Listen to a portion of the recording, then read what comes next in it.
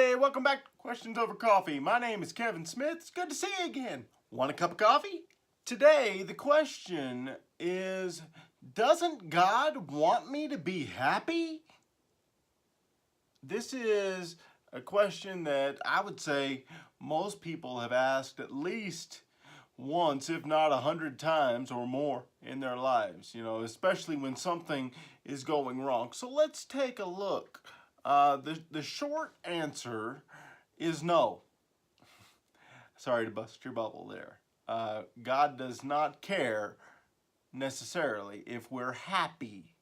Happy is usually related to our circumstances and also to the stuff that we have. And God doesn't care, not about that. What God cares about, though, is something that is confused with happiness often. It's called contentment. God wants us to be content with what He has given us. Let's take a look at a couple of passages to see what God has to say.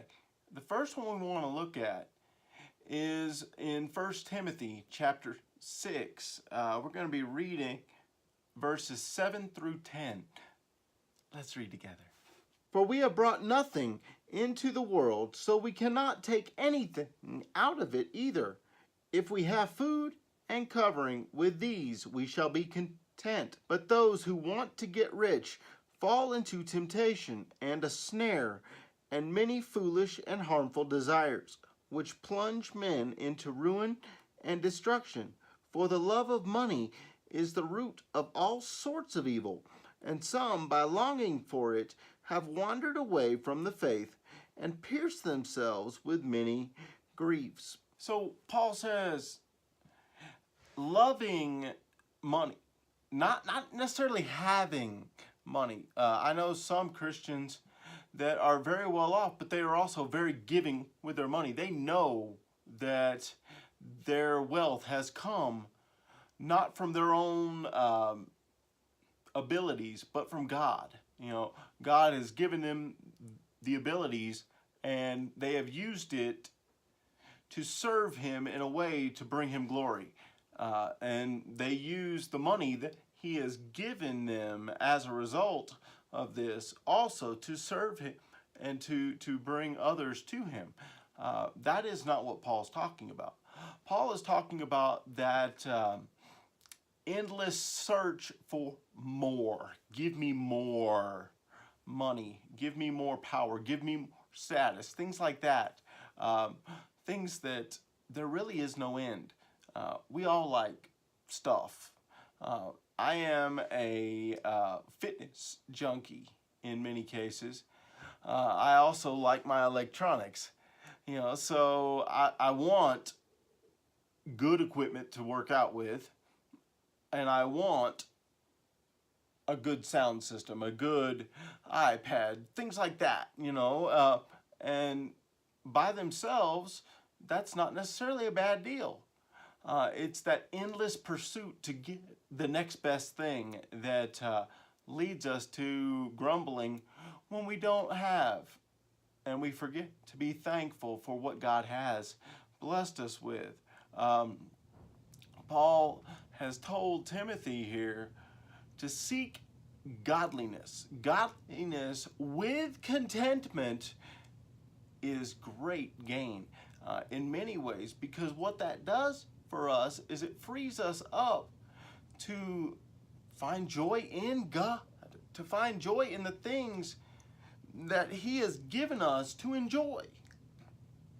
And that is a great, great blessing.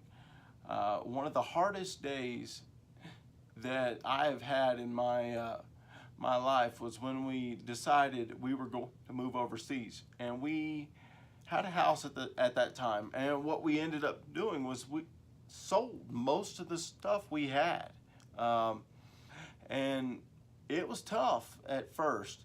And then we got to thinking, and all of a sudden, getting rid of this stuff was easier and easier and easier. When we came back to the States, we had very little to our name, so we had to to get some of the things that we needed, like a car and other things. But for the most part, we were leading very simple lives at that point, and we still try to do that.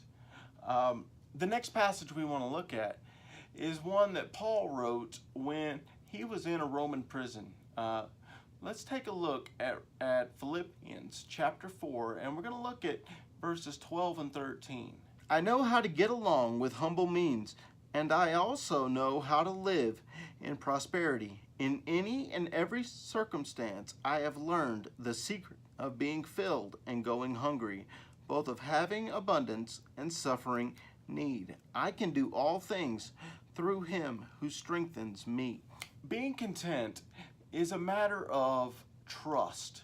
It is a matter of thankfulness for the things that God has blessed us with, and knowing where those things have come from, like we've already said. The word that's translated as to be able to do something, ischio, is also translated as being competent to do something. So in a very real sense, what Paul is saying is Christ is giving me the strength to handle the things that are coming up and causing me trouble day to day. Yes, that's very true, and that's the one we often look at. But he is also saying that Christ is making him competent to deal with those situations, to know how to answer people, to know how to do things that need to be done to survive in a Roman prison, to handle the opportunities that God has given him, even in that prison, to talk to people about Christ, things like that. You see, God wants us content, and he will give us the tools to be content if we will surrender our will to him and allow him to work in us and through us. Peter says in 2 Peter chapter 1 that God has given us everything we need for life and for godliness, to become the people that he wants us to be molded into the holy image, the godly image that he wants us to be. That doesn't make it easy for us, though. But God does give us that ability if we would allow him to do his work in us as he wants to do. So I have a question for you. What do you do to pursue contentment in your life? Leave me a comment in the section below. Maybe we can help each other out and both grow to be more content in our lives, because it is a constant struggle, for me at least. Don't forget to like and subscribe so that you don't miss anything coming up on Questions Over Coffee. Thank you for our time together. I look forward to the next time. Keep pressing forward.